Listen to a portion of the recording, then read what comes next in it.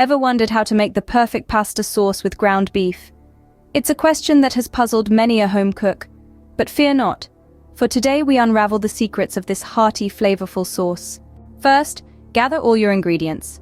You'll need a pound of ground beef, a finely chopped onion, 2 cloves of garlic, a can of crushed tomatoes, olive oil, salt, pepper, and a handful of fresh basil.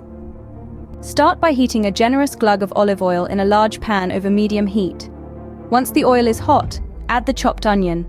Stir it around until it becomes translucent and soft. This process may take about 5 minutes. Next, add in the minced garlic. The garlic should only cook for about a minute or so, just long enough to release its aroma. Remember, burnt garlic can make your sauce bitter. Now comes the star of the show, the ground beef. Crumble it into the pan and cook until it's no longer pink. Make sure to break it up into small pieces for a smoother sauce. Once the beef is browned, it's time to add the crushed tomatoes. Pour them in, stir well, and let the sauce simmer. While the sauce is simmering, season it with salt and pepper.